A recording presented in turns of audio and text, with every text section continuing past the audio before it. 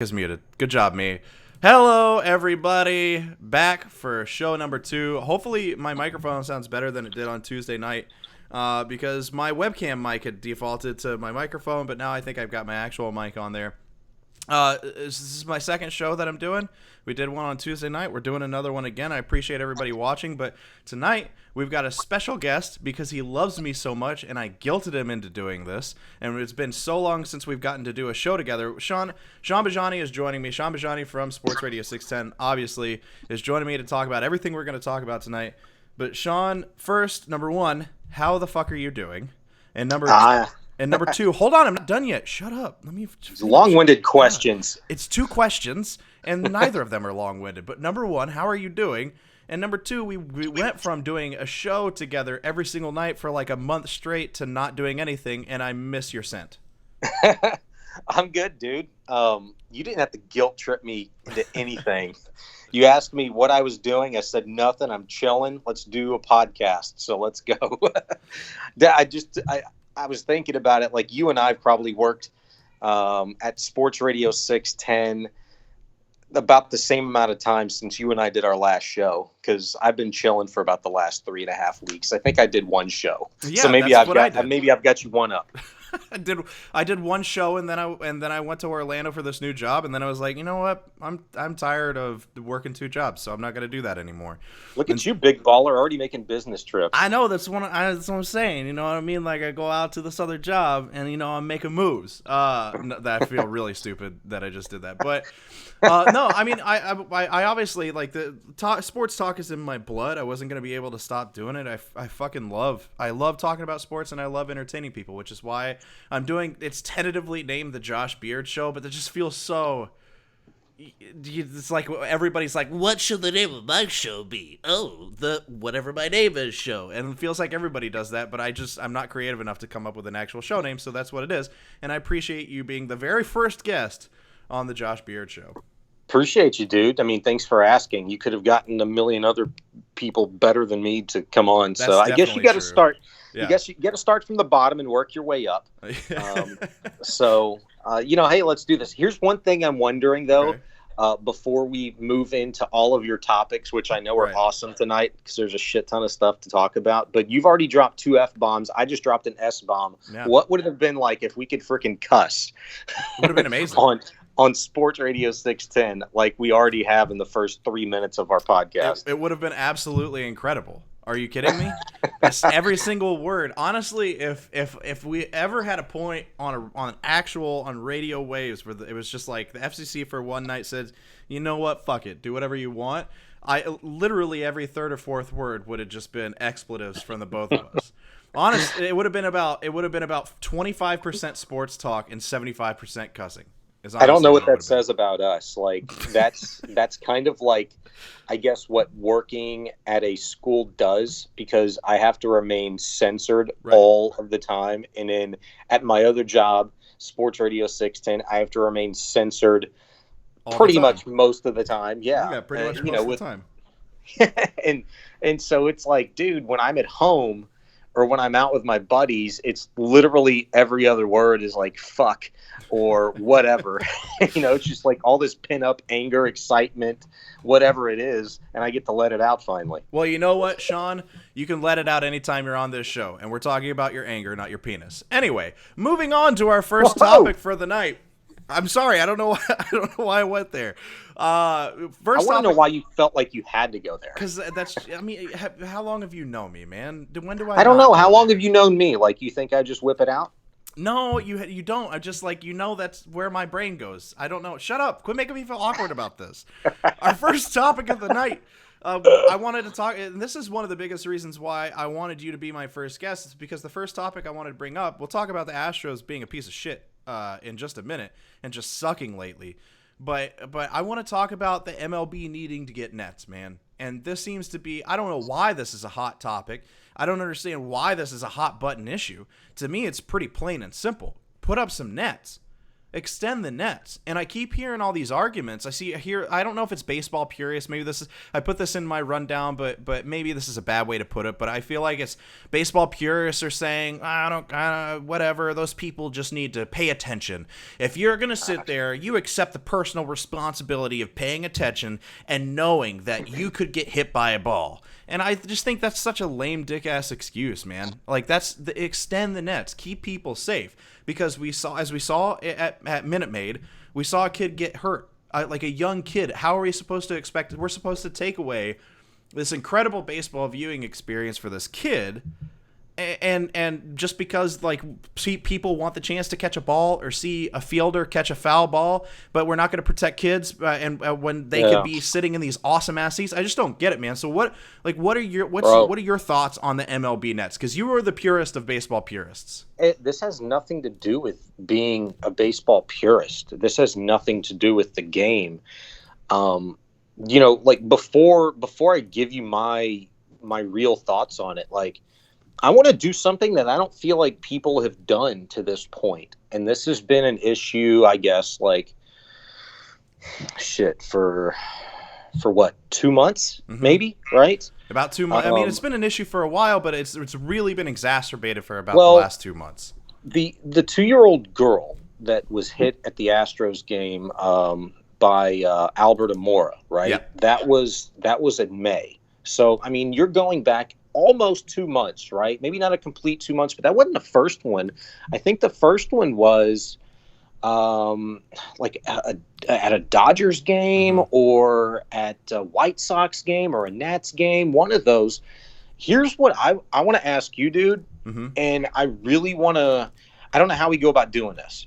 I want to know, when this really started to become an issue.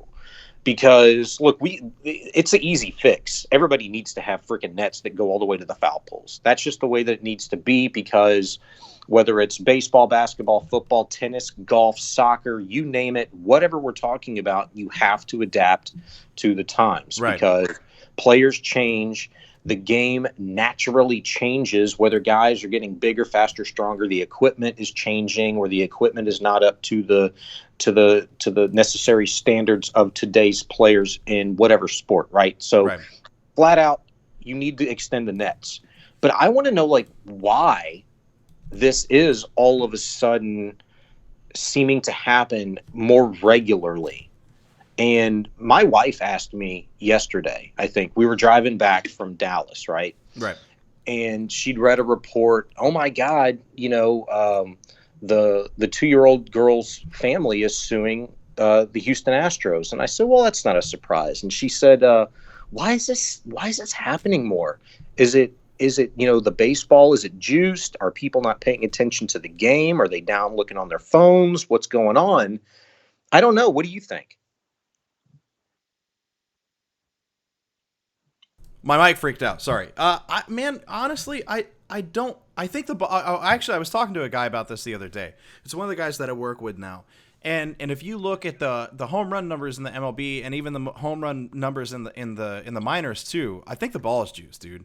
I really think that's what it comes down to, is they've just been progressively juicing it, and that's I think the combination of that being juiced, people not paying attention as much, because there is a point to when people say, oh, you need to pay attention during a game.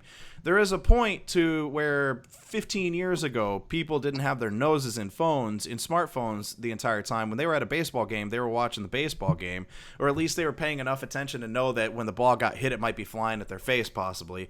And so it's like a combination of juiced balls and new technology that's got people not paying attention, and it's got people it's got people to where the ball's coming at them even faster. And what kills me is like people that are even if you're paying attention, even if you've got your eyes up and you're paying attention to what's going on, right? Like, people still act like somebody can just anybody in the world can just react and catch a ball that's flying over 100 miles an hour at their face. That's just catch not a how ball, it works. or even get out of the way. Right, exactly. Somebody else sitting in front, behind you, and next to you on both sides. Yeah, exactly. It's a difficult thing to do with a beer and a phone and a purse and a kid and a glove and a program and popcorn or cotton candy in your hand. You know what I mean? How much shit are you holding? You hold so much shit at baseball games. I've got like my popcorn and a drink. That's it. And then I make my wife and kids carry all of the rest of the stuff that I don't need. But all I need is a popcorn and a drink. That's it. I got my beer and or a spit cup. So this was a couple of years ago. My wife and I went to a baseball game, just the two of us. And this was actually, it was about 3 years ago. But it was the season before the Astros won the World Series. So it was the 2016 season. And it was the last year that my wife's grandfather, the company that he works for, had awesome tickets that were like behind home plate. Like I think it was about 12 rows up behind home plate. It was incredible seats, man, on the first baseline. And they got they asked me, hey, should we keep these? Are the Astros going to be any good? This is the beginning of the 2017 season, mind you. They asked, should we keep these season tickets? Are they going to be any good? And I was like, dude, keep the tickets. They're legitimate World Series contenders. Yeah, they don't watch baseball, huh? Yeah, they could win a World Series. And they were like, okay. And then they just didn't renew the season tickets. And then, of course, the Astros go and win a fucking World Series. But, whatever. Maybe listen to me every once in a while, asshats. I hope they're not watching this right now. I don't mean that in that mean of a way. He believed me, so the rest of his company didn't believe me, so I don't care if they know that I think that they're asshats. But we were sitting in those seats, and I can't remember. I think it was Altuve hit a foul ball. Somebody hit a foul ball, and popped it up over the net behind home plate, and it was flying up in the air, and I was looking down at my phone. And I will never let myself live this down. I'm looking down at my phone, checking Twitter or some bullshit that was happening while we were at the game. And you could have had it. I look up, and the ball was coming down towards my wife, but I didn't have enough time to react, where I kind of reached, and she grabbed her purse and used her purse to block her face, and it hit on the seat right next to her left, and bounced up into some people. I could have had the ball. And B, I could have had a lot of great sex that night for saving my wife's life, even though she wasn't really in danger. So I could have two awesome things in that one moment. But because I had my nose in my phone, which I'll never have my phone out during a baseball game ever again. I'm probably lying right now, but I'm going to try not to. You're lying. Because of that moment. No, I'm not. I'll run the battery down. I know you, Josh. You can't do it. You are so all over the place. You won't be able to do it. I'm in the minority, when it comes to like being on my phone or being distracted at a baseball game. And because you're a very old man.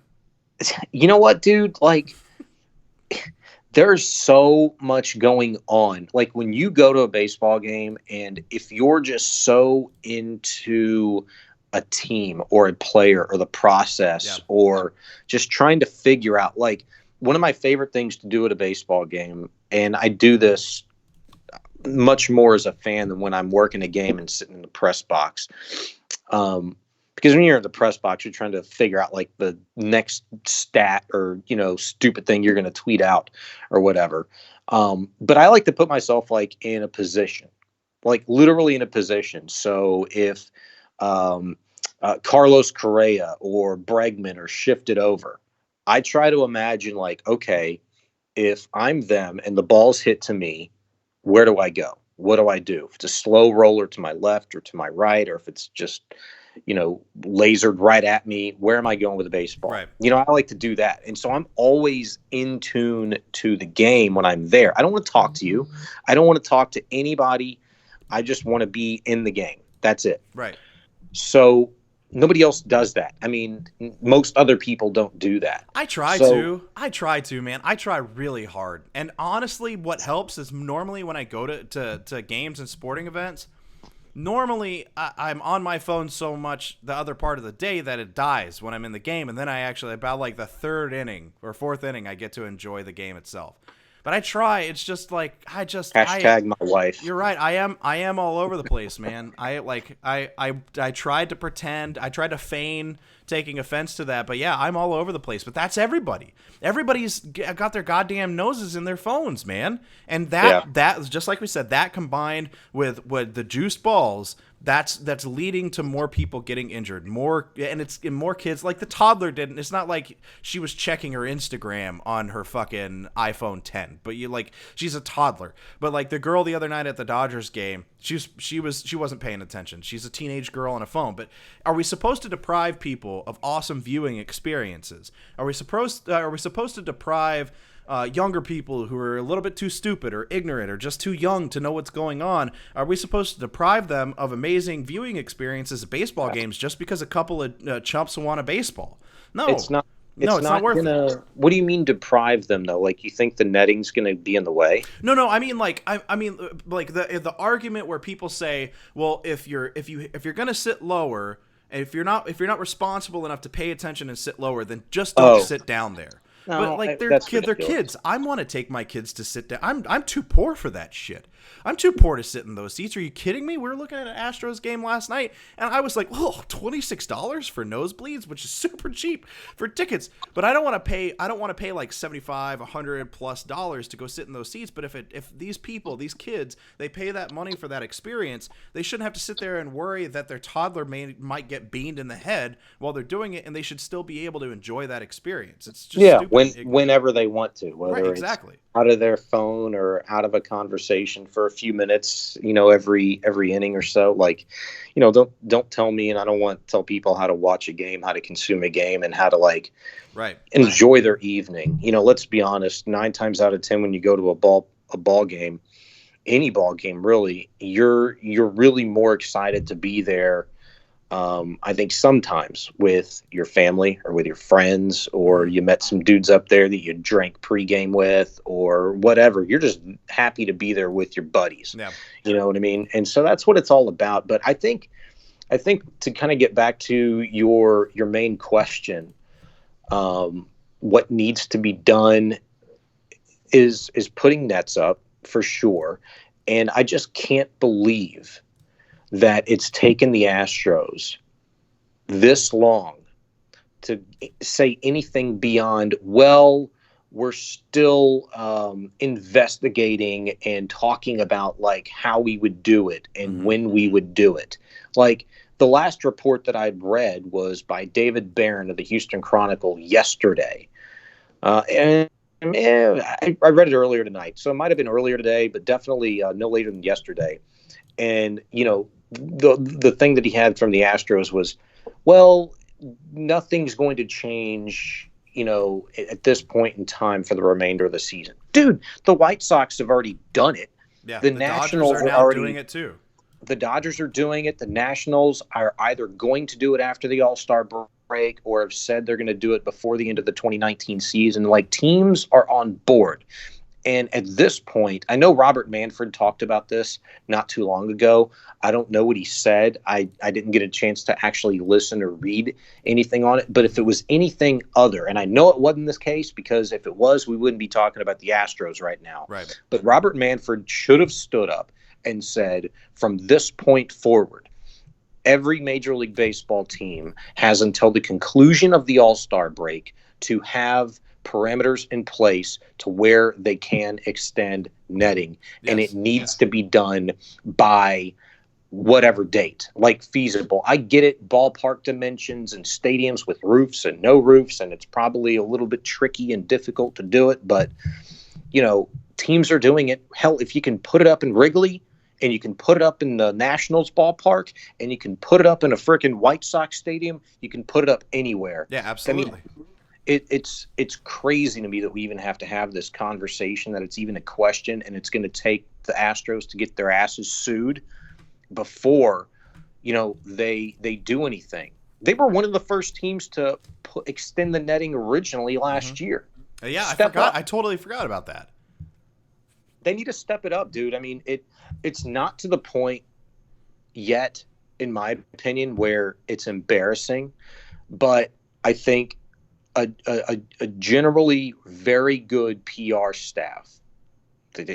Houston, and like in Houston, we're really lucky. The Texans, we poke fun of them all the time, but they really do have a good PR staff. Maybe it's waned a little bit over the course of the last, I'd say year or so, because they've let a lot of things leak out that normally they would not have with Bob McNair at his peak health. Right. Now he's since passed, and Rick Smith there. It's just not the same.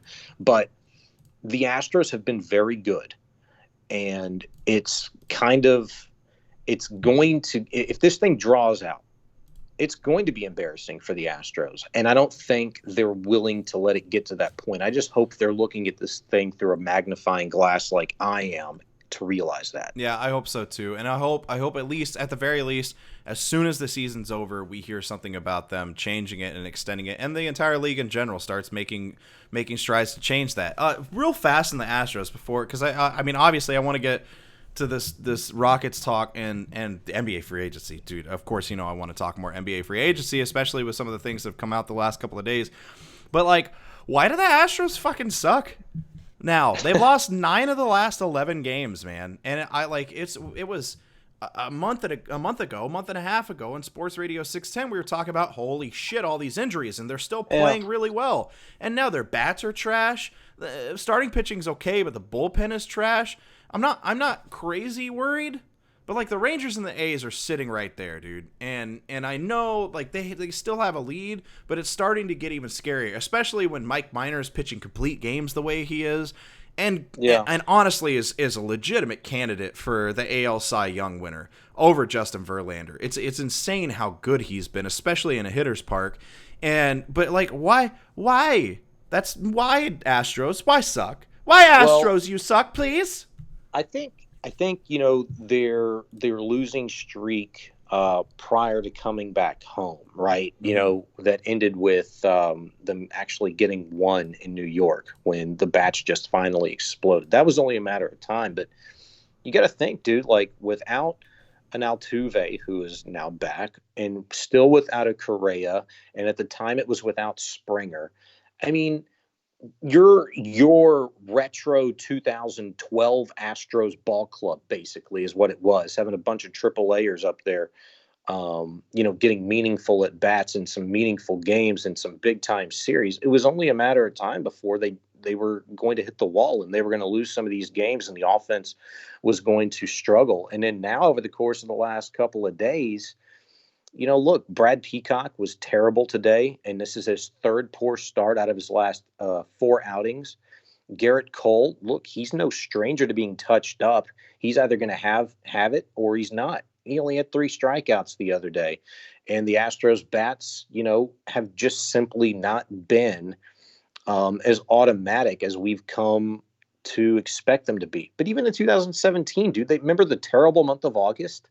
Let's not forget they lost like 12 out of 17 ball games in a stretch of like late July into August. I always forget about that.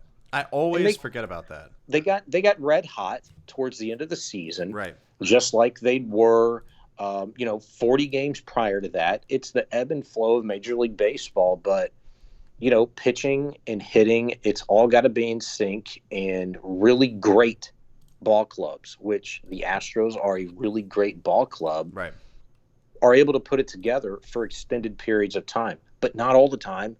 And I don't care if it's the Pirates, if it's the Yankees, if it's the Twins, or if it's a team like the LA Angels, that look like crap one series, and then, man, after they get through beating your ass, if you're the Astros, you start talking about them as, can they win the wild card? Oh no. Yeah. That stuff doesn't surprise me. And we forget about it before season, and we totally forget about it after a season. But this is parity in Major League Baseball. Yeah. That's the beautiful thing about it. That's so true, man. Like I was looking at the standings today, and let me see if I can pull up the standings, because I got like in the bottom left corner of my stream, I've got, oh no, don't show Kemba Walker yet. We're not ready for that picture. That's for later. I've got like a little screen where we can look, but if you look, like I was looking at the standings earlier, and I'll just go to ESPN to make it easier. I was looking at the standings earlier, and was just looking at like how many of these divisions are so close. Like if you look at the AL East, the Rays are only 6.5 games back from the Yankees. You look in the AL Central, the Indians are 8 games back from the Twins, but the Rangers are only 4.5 games back. The A's are 6.5 games back. The Angels are 8.5 games back. The NL East is close. The NL Central is absolutely nuts, where you've got the Cubs in first, the Brewers in second, 1 game back. The Cardinals 3 games back in third. And then the Pirates and Cincinnati Reds are 5 and 6.5 games back. That's the entire division is less than 10 game separation. Thank God they're not in the NL Central anymore.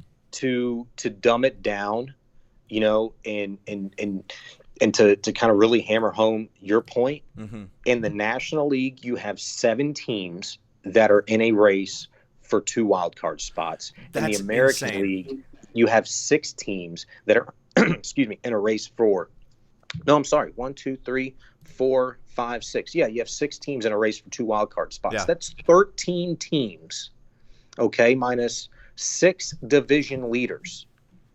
I mean, that is more than half of Major League Baseball legitimately in the running for a playoff spot. And I would even go deeper than that, because look, the Pirates, they're only 5 games back of the division. Stranger things have happened, and the wild card in the National League is a little tighter than the American League. So I would still technically count the Pirates and even the Reds and the Mets as technically in the running for a wild card at this point. Yeah, absolutely.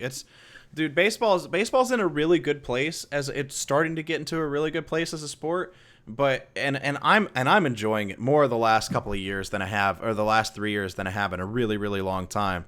But I just hope the Astros can pull themselves out of this slump. They've still got a lot of talent. Carlos Correa's still got to come back, and I have no doubt in my mind that they'll look better once we get past the All-Star break and everybody's back and healthy. That they're going to look better. But let's go to that other pile of garbage in the town, and we'll talk about the Houston Rockets, because we need to get you and your brother, Alec Ambajani, who's the Rockets beat writer for The Athletic. Now that I'm on a platform where we can have athletic writers, the 3 of us need to get together on a show. And I really wish he was here right now, because I want to ask him, what in the hell are the Rockets thinking with wanting to bring Jimmy Butler in? Like, if you could somehow, if Tillman Fertitta could work his billionaire magic and just make the cap not matter, and they could bring Jimmy Butler in with everybody else on the roster, then fine, whatever. But they're literally trying to sell the farm to get Jimmy Butler on this team, and I just don't think it's a good idea. I think it's a terrible, terrible, terrible idea to get rid of Capella. Well, I mean, obviously we've been talking about them wanting to move Capella for a while, but literally just moving Capella, Gordon, and Tucker for cap room, which that's about $30 million in cap space. You trade them for picks, I get it. But moving all 3 of those guys for picks that could help you get Jimmy Butler in a sign and trade. My biggest problems with this, sign and trades rarely happen. They rarely happen.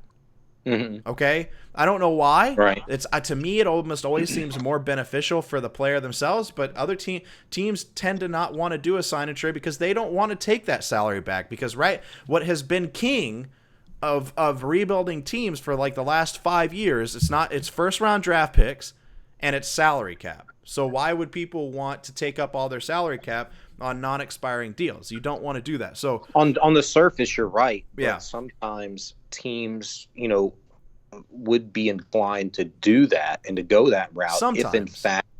If in fact they know, like, it's their superstar or bust. If their superstar player does not want to return to that team and they make it known that, look, I want to go play here, I'll do a sign and trade, then let's just take the Philadelphia 76ers, in this example. They might be willing to take on some really good role players like an Eric Gordon, That's fair. Or like a Clint Capella, if they know they're not going to be able to keep their not. I mean, I can't even say lone superstar in that, because look, they have Joel Embiid, and then they get a couple other really good players. But to not take a complete step back, but definitely do some massive tinkering with their system, they would be willing to do that. And we've seen it before. But the problem is the Rockets need a third team for this to work, because it's too much You're money. right. So Yeah. they wouldn't get all of that in return. And here's I giving up Capella plus your two biggest, most important role players on your team. Eric Gordon means the world to what this offense does and what this team can do as a scorer and a ball handler off the bench. PJ Tucker, he plays like a man on fire. He's so important to what this team wants to do defensively on the floor as a role player.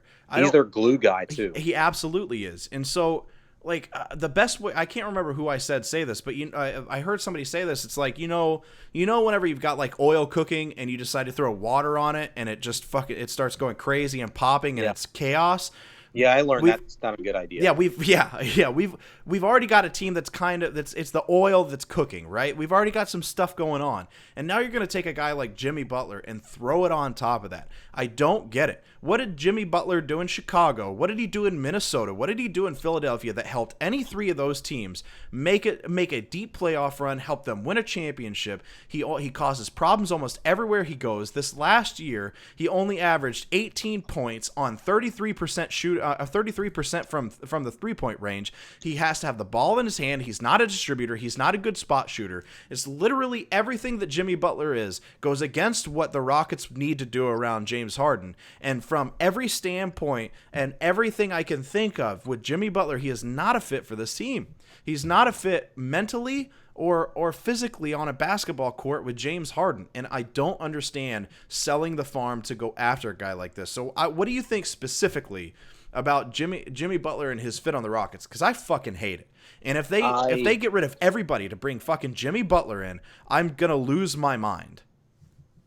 Jimmy Butler plays about as many games in a regular season as Chris Paul does. Yeah. Yep. So let's not forget about that. Now, look, he's 5 years younger, maybe 5.5 years younger than Chris Paul's going to be coming into this season. But, I mean, I just think you kind of hit the nail on the head when you talked about Jimmy Butler and all the places, that he's been. If it's been in Chicago or Minnesota or Philadelphia, like that dude's look, people in his corner are going to call him like a no-nonsense guy, a guy that's going to tell you like it is and not take any bullshit. I kind of like to call that guy in a team sport a bit of a cancer. Yeah, I like to call him a fucking asshole. That's what I like to call him. Dude, I really think that it can be that way. And here's the thing. Hold on. Sorry, I don't mean to interrupt, but you know what he is?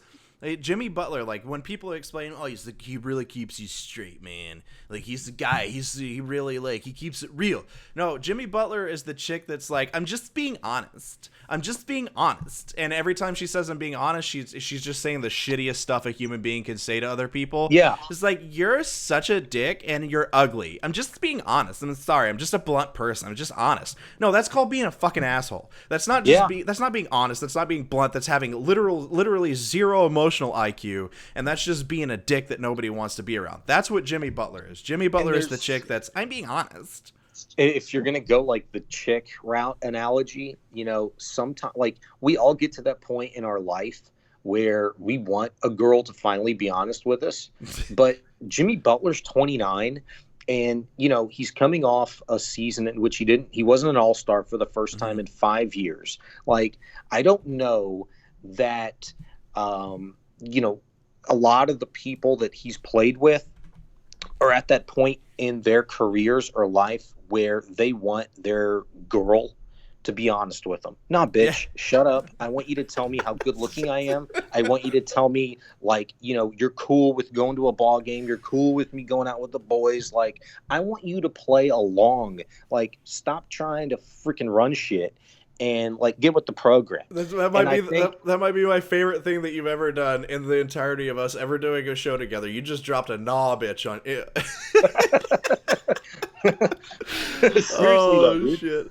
Like It's so I perfect. think if you believe that, you know, Chris Paul, James Harden, Jimmy Butler, and the dude to stir the drink, Mike D'Antoni, can all coexist, like you're totally wrong. You're Oh man. totally wrong. Like that has disaster written all over it. Yeah. And look, maybe Daryl Morey.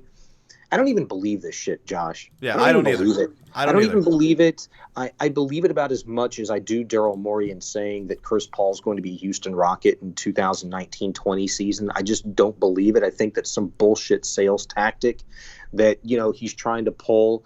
And I hope, honest to God, that it actually works, because while it's not my money, I don't want to pay a 35-year-old Chris Paul and his 58-a-year game playing ass $40 million next year. I just don't, and I totally get it. Like I've been a fence sitter on this whole thing Hmm. for a while now.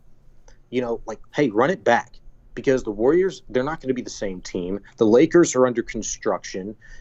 There's a ton of teams under construction. Even the Milwaukee Bucks, Yep. like they legit might have been a freaking anomaly in terms of like pushing it to the brink in the East against the Raptors. Like they might even take a step back. I don't know.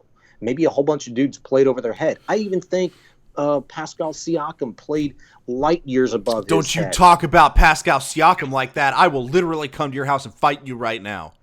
Dude, I think it's possible, man. Yeah, Like I don't there's a disagree. reason why, like, you should reserve judgment for better or worse on really young guys in the league. And Pascal Siakam is like the epitome of that until he does it again.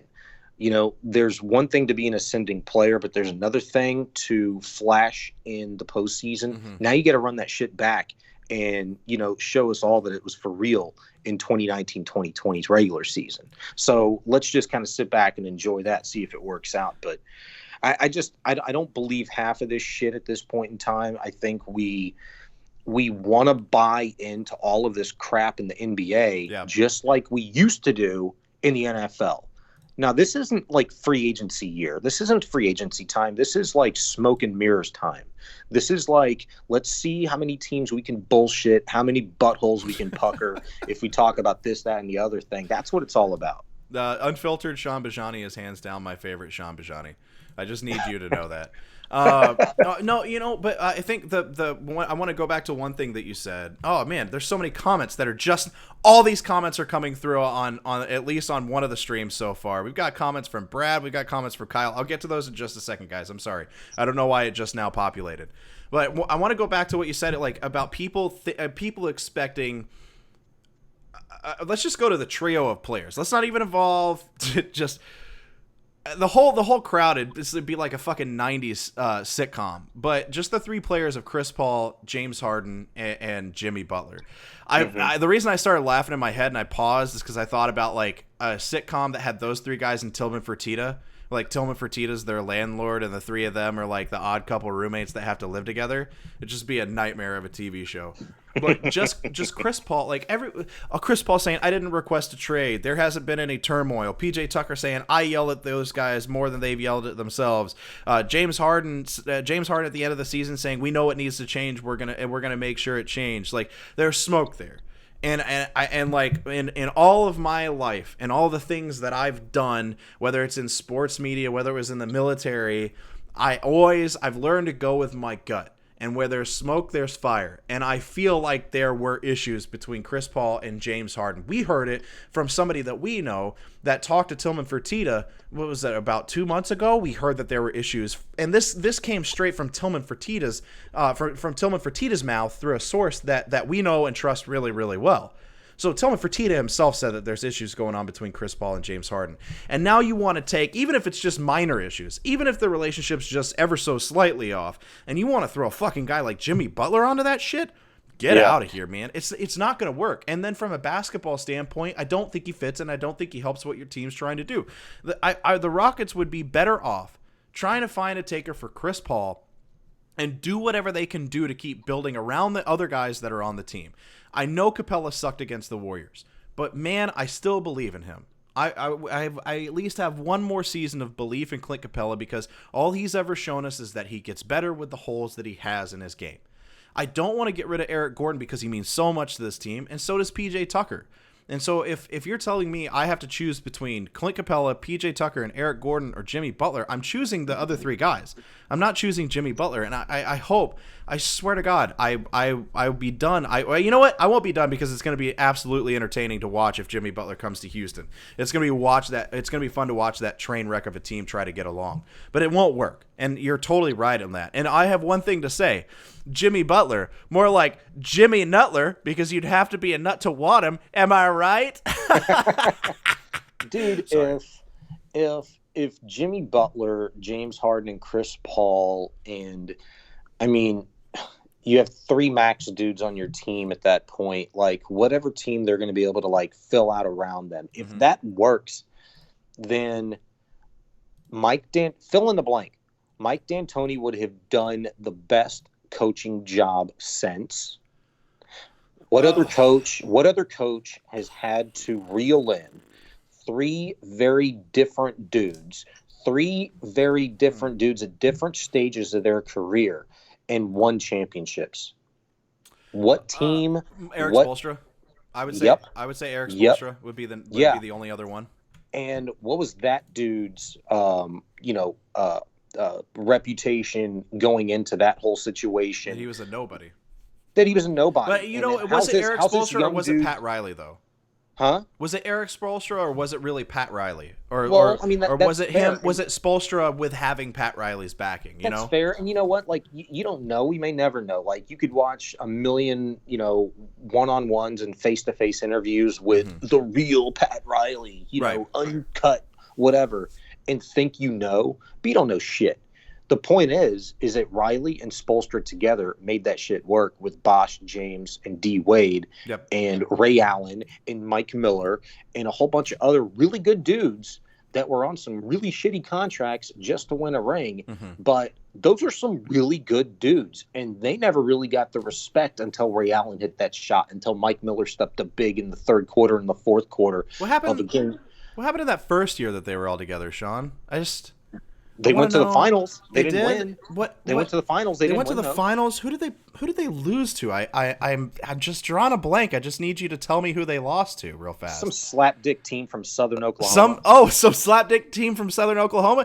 Don't you mean the Dirk Nowitzki led Dallas Mavericks? Holy shit! 2011 NBA champions. Just want to take that trash hat off. Stop looking at my hat. No, it's not going to work though, and it'll be interesting to see what the Rockets can do. Can they make a push? I've also heard. Who is it that's going to make a push for Jimmy Butler as well? There's another team that has cap space that's going to make a push for Butler too, and I can't remember who the hell it was. I mean, I've heard. Who? Wouldn't it the Lakers? Wouldn't it the Lakers? I've heard Lakers, but they only have enough room for one free agent.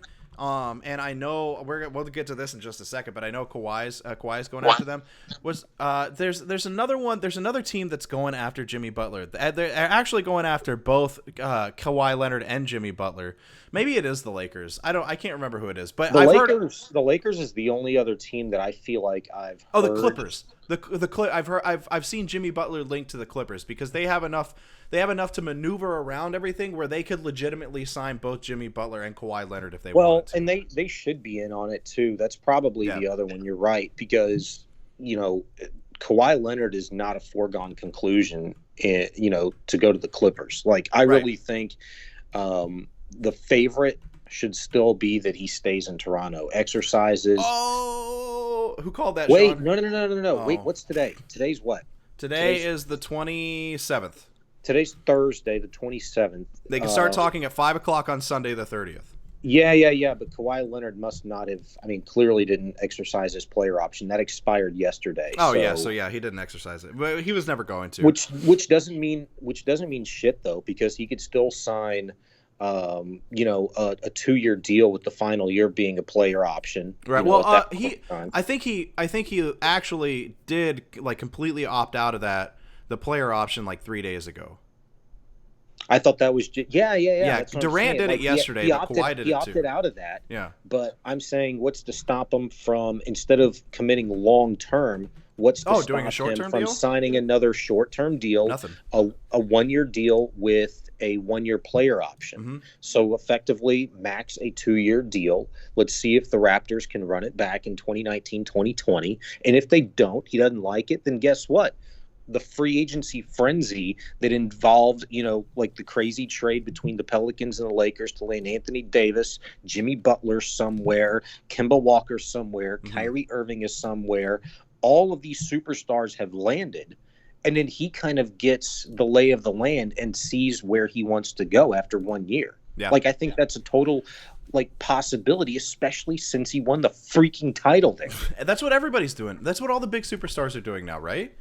Like LeBron's done it, Kevin Durant's done it. Like why not do that if you're Kawhi Leonard? It's just we talked about this a month ago. If you're Kawhi, why do you leave Toronto if you win a championship? And he actually went out and fucking did it. He went out and won a championship. So why do you leave that situation? I know Pascal Siakam could have been just a flash in the pan, and it was just a one-off, but I really don't think that he was. I think he's a good player moving forward. Kyle Lowry's still there, and Toronto's got one of the best GMs in the entire NBA, and Masai Ujiri, especially since he's not leaving. He's not leaving to go to Brooklyn, even though Brooklyn offered him a fuck ton of money. But if I'm Kawhi Leonard, then I stay. And this is Sean Bajani is joining me. Obviously, the graphic is up there, so I haven't really teased this a lot. You can follow him at Sean Bajani on Twitter. Sean Bajani from Sports Radio 610. But we're talking now, moving into NBA free agency, and we'll start off with Kawhi Leonard because it's the biggest one. So Kawhi Leonard, I really think he stays in Toronto. I'm sticking to this. I said this a while back. I said it whenever they just made it to the finals. But to me, I thought he was staying, and there was a good chance he was staying if he made it to the finals. And to me, it was a guarantee that he was going to stay if they won the finals, and I still believe that. But Kawhi Leonard's supposed to meet with both of the LA teams first, the Clippers and then the Lakers, and then he's going to meet with Toronto last. But reports came out on Tuesday that apparently Dallas is going to get a meeting with Kawhi Leonard. And so if you're looking at the teams that he could go to right now, it looks like there's definitely three, possibly a fourth, that he could sign with. And if you're looking at all these teams, number one to me is the Lakers. All right? Like if they have enough, if they made trades today, they traded Mo Wagner and a couple guys nobody gives a shit about to the Wizards to clear up max cap space. Yeah. So the Lakers to me are the number one team. Not as the front runner to sign Kawhi, but like if I'm looking at attractive destinations, holy shit, could you imagine Kawhi Leonard, LeBron James, and Anthony Davis? So if I'm a free agent looking at this, the Lakers are the number one. But the problem is, if you're Kawhi and you just won a championship as clearly the number one guy with a Toronto Raptors team that's never won it, why in the hell would you want to go play in the shadow of LeBron James and even Anthony Davis to an extent in LA? Why would you want to do that? If he wants to play at home, to me, if it's between the two LA teams, the Clippers are the option because they're still a really talented team that has money to do stuff, and he could be clearly the number one guy in LA. When I hear people talk about this stuff, like with Kawhi Leonard and the Raptors and him possibly leaving, I think back to the Rockets when they won their first NBA championship, and like nobody thought they could do it again. It was like that was a beautiful season. Like that was a season like where everything went right. Mm-hmm. You started 15-0. You were 23-2. I mean, you just ran through everybody in the Western Conference, the San Antonio Spurs, the Seattle Supersonics, the Utah Jazz. They weren't going to be a pain in your ass, a thorn in your side. You went through all those dudes, and you came back miraculously in that semifinal series against the Phoenix Suns after you blew 20-point leads in the fourth quarter. And I mean, it was just like a perfect storm. Mm-hmm. Nobody in their right mind. And then you beat like the unbeatable Knicks, right? Patrick Ewing, John Starks. I mean, who's the Harper guy with the porn stash? Ron Harper. Ron Harper, yeah. I mean, that was a really good team, and you beat them, and it was a year, without Michael Jordan.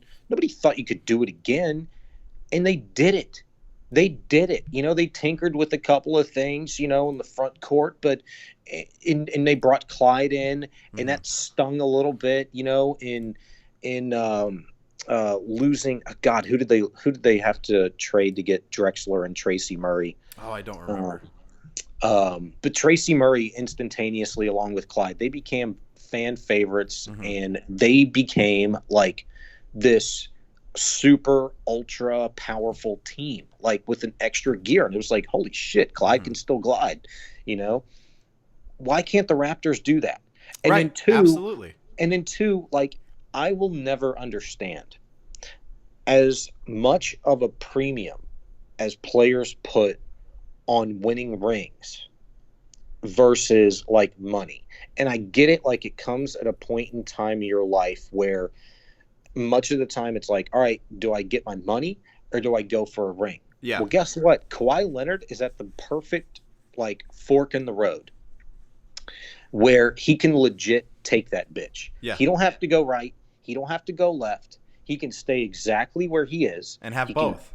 He can get max money, yep. and he can run that bitch back and try to get a back-to-back title. How many teams in NBA history can actually say that? There's not very many. No, there's only a handful. Yeah, and so I will just never until if it happens, if Kawhi says, you know what, fuck it, I want to go play with the Clippers, I want to go play with the Lakers, or Jimmy Butler, fucked around and, screwed Chicago over. I'm going to go to Chicago and I'm going to make that my bitch, MJ who,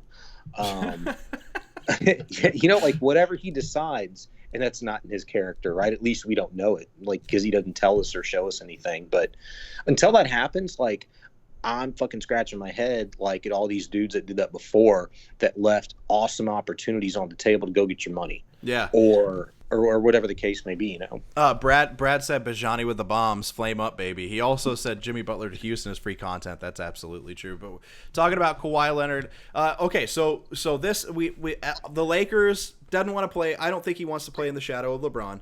With the Clippers, maybe if he wants to go home, but we talked about this before. I've heard multiple times, he could go play at his home. He could go play at his home. But there's so many problems with old friends and family asking you for shit, and so many responsibilities that you don't normally have to deal with. I can't tell you how many times I sit around after we moved home to Texas, and I'm just like, shit, I want to go back to Nebraska now.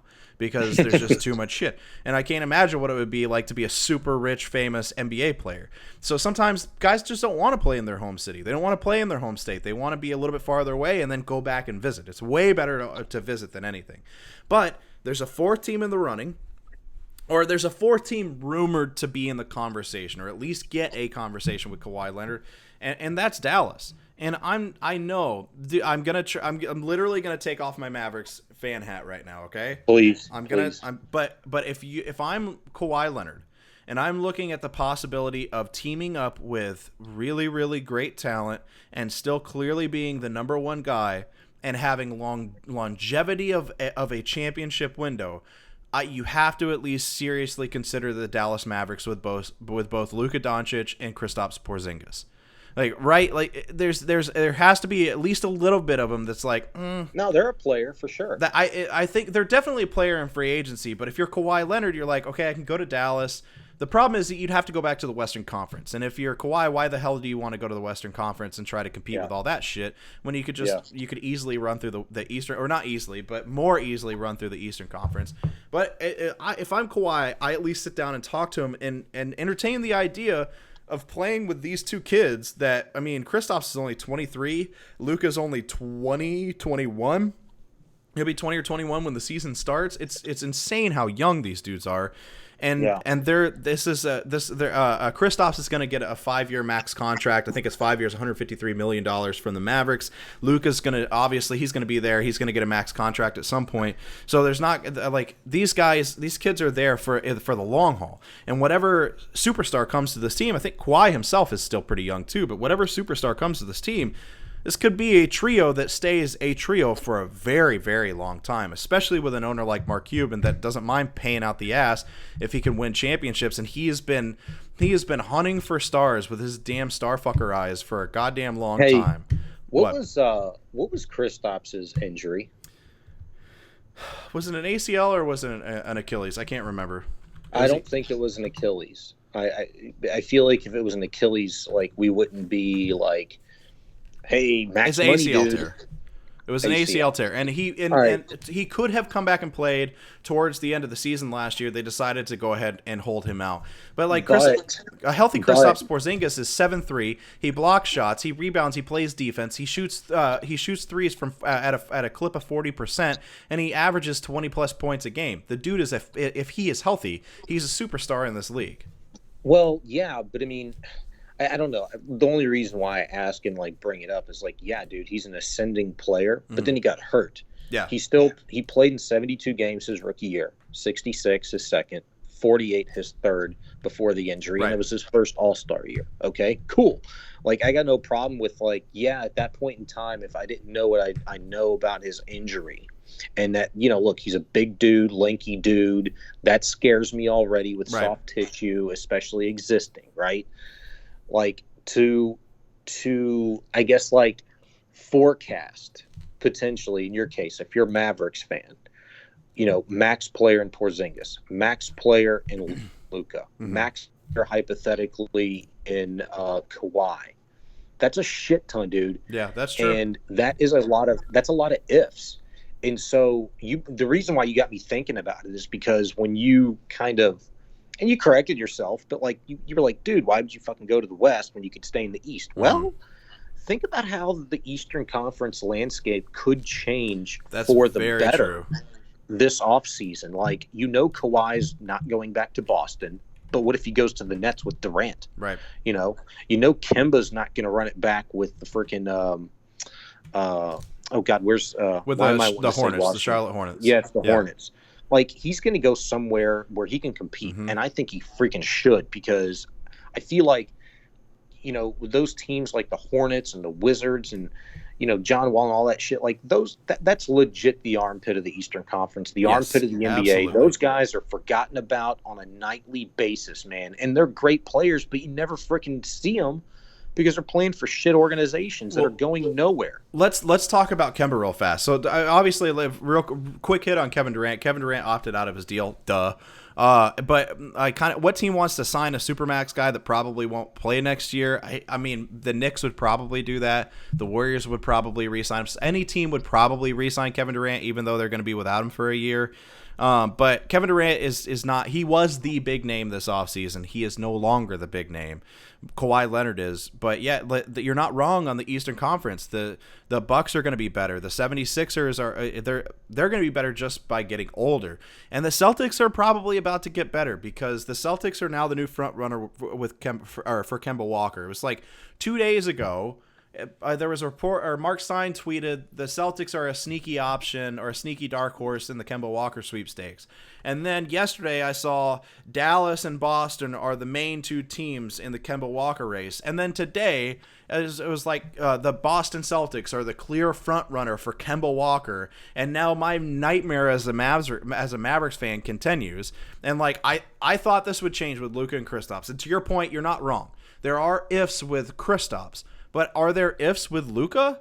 He just won Rookie of the Year. This guy not right now. There's no ifs with him. So at the very least, you're playing with a reigning Rookie of the Year and a guy who looks like an absolute European phenom and a guy who has the skill set. I'm not saying he will, but has the skill set to get good enough and the ceiling to become an MVP one day. Yeah, that is his ceiling, is MVP level. So at the very least, if Kristaps isn't the same, you're still playing with a budding superstar player in Luka Doncic. So I thought that this shit would change with Dallas, but nobody ever wants to come to Dallas, especially when teams like Boston and New York and the LAs, they start popping out and wanting guys to come. Nobody wants to come play in Dallas. They want to come play. Like we always hear the rumors, Dallas is a player. Dallas is a player. Watch out for Dark Horse Dallas. But they're always the bridesmaid and never the bride, ever. But does Dallas, you know, I think they have this going for them because they've done it before. Mm-hmm. They've won a championship with Mark Cuban as their owner. And they went to a finals a few years before that. Oh, that Kemba Walker picture is so small. I don't know why it's so small. Anyway, continue. Yeah, they have done it before, yes. Well, I was just going to ask the question, like, because if you're Kawhi Leonard, Kemba Walker, like any of these big time free agents, whether you're coming from a good situation or not, maybe a soured situation via that is a small picture. I just saw that. It's so tiny. You know, you're asking yourself, does my future, does my potential new team have their shit together? You know, and I think if you're Kawhi Leonard and you're asking yourself that question, or anybody about the Dallas Mavericks, that's still a legitimate question in regards to Mark Cuban and the Mavericks, because while they've done it before That's and fair. they've got some good young pieces, does that dude have his shit together? Yeah. Like, does he? I know he wants to win, but I also know he said that bullshit before and then, you know, done an about face. And I know he's a guy that's been in the news over the course of the last year, you know, with this sexual misconduct stuff going on in and around the organization. You know, how is that going to affect? Like, these are things that we have to always put together when we're trying to create this puzzle. And I think that, especially for a guy like Kawhi Leonard, who I believe is ascending, but I don't think his personality is. Right. I think that dude is who he is. So I think LA to a certain is fucking stupid. Yeah. I think that if he's going to make a move, it's going to come after the 1920 season, because I think he's going to run it back in Toronto, and I think he should. How would you not want to give you a opportunity to win back-to-back ships? Yep. But if he does move, Dallas could be a legitimate option. And a lot of other, like, especially because, you know, if Dallas is going to have figured it out at that point, they will have figured it out. Them, but also a lot of other, you know, mid to, you know, not so major market teams that have kind of become solidified for the foreseeable future, but may just now be missing that extra piece. So what would you rather see? So with me, I know Kemba Walker. It's a good move. The Celtics would be fun. Boston. They'd be Jaylen Brown. Yeah, you think Boston over Dallas? If you're Kemba Walker? Yeah, for Kemba, yeah. Why? Come on. Can you just be Sean? I just want you to be my friend for once. That's all I'm asking for, is for you to be my friend and just one time say the Mavericks. Why? Okay, well, honestly, why the Celtics over the Mavericks? Because I don't. Well, you know, if I would have said the Mavericks, like, I legitimately don't know how Kemba and Luka work together. That's fair. I don't know how that dynamic works. I mean, I guess you could possibly do that, but man, I freaking love Luka.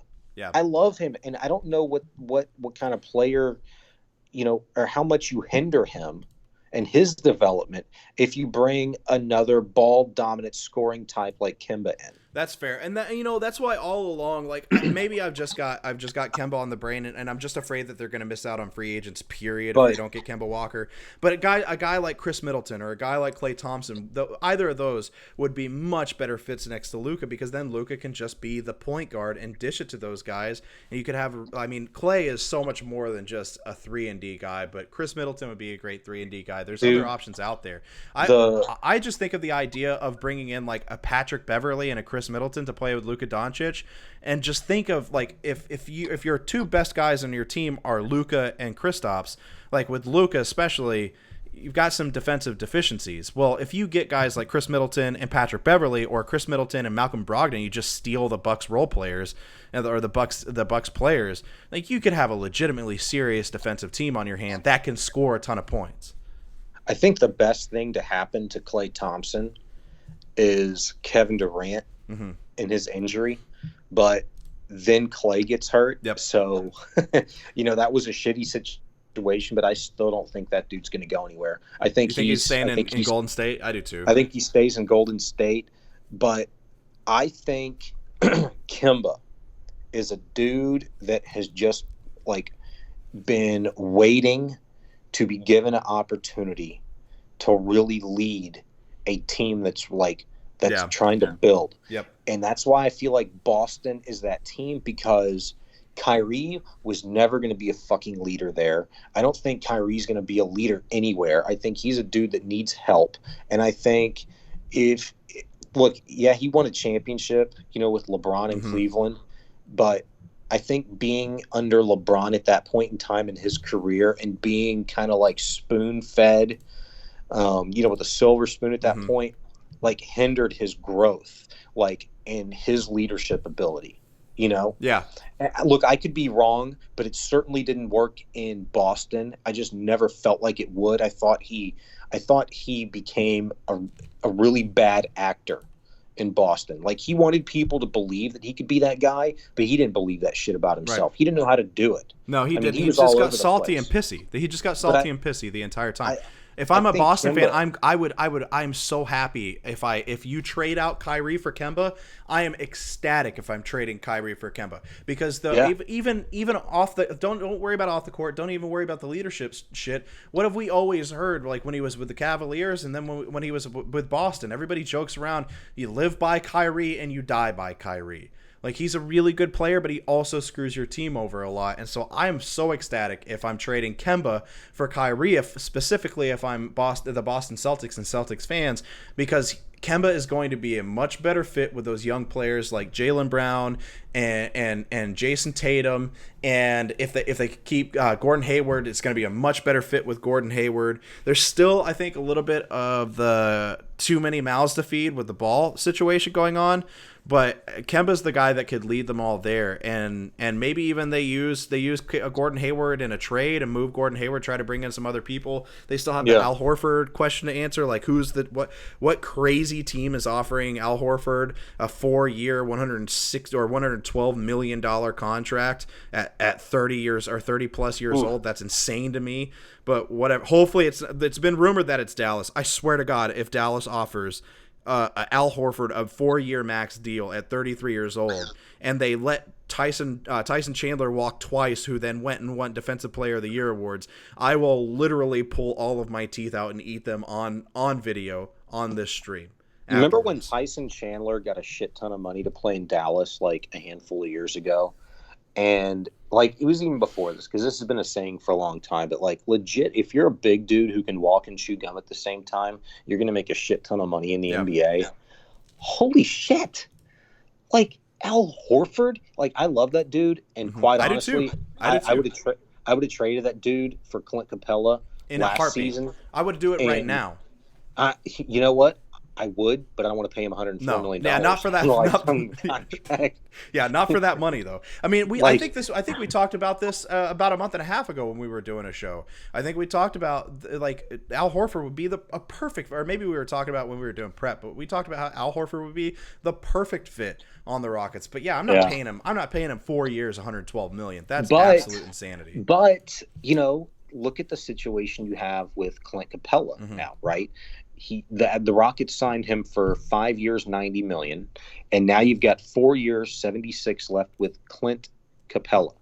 I like Clint. He's improved each and every year, like big time, dude. I'm talking from his body type to his free throws, to his rebounding, his spacing. And not this past season, notwithstanding, the year before that, dude developed like a little sweeping hook through the lane that I thought was going to be dangerous. Yeah. But he never gets to fucking use it, because all Harden wants to do is do fucking pick and roll shit. Just dribble around. And then Chris Paul just dribbles around in the paint for like the entire shot clock until he has to fire up some shitty. He's like, to make like, because I don't play like NBA 2K anymore. Like I need to buy that game. But I bought FIFA.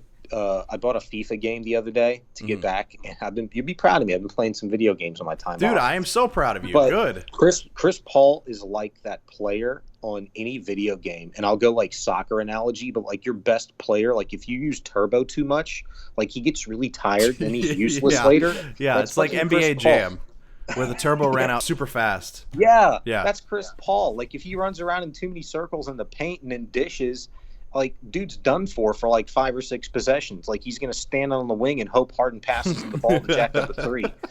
Oh God. All right. Well, anyway, Sean, I appreciate you joining me. This is fucking awesome, man. And you're gonna have to come on a lot more often. It was good having you on to talk about all this shit. I miss doing shows with you, man. I miss doing shows with you every night, and I'm sure this new college kid at Sports Radio 610 is just fine on his show that he does from 9 to 11, but whatever, I don't give a shit. I miss doing shows with you, and that's all I care I miss about. your musk. You should miss my musk. And I tried to get Joe George to come on with us too, but Joe was I'm out with my fiance. Whatever, man. This is way more important than that. But I appreciate you coming on and talking sports with me, dude. That was a lot of fun. Appreciate you asking me. That explains why Joe didn't respond to my text. No, did he? So he responded to my text, but not yours. That makes me feel so much better about myself than you should feel about yourself. I just want to point that out. But thank you very much. Hey, everybody! Every Tuesday and Thursday night at 9:00, follow me at Josh Beard Radio on both Facebook and Twitter. You can follow me Toofpete TOOFPETE on both YouTube and on Instagram, but follow me on all of those platforms. I'm really just casting a wide net and putting this shit out there so everybody can watch it. I'm going to have guests like Sean on all the time. Follow Sean at Sean Bajani on Twitter, and you've been doing Instagram too. What's your Instagram? Is it Sean Bajani on there too?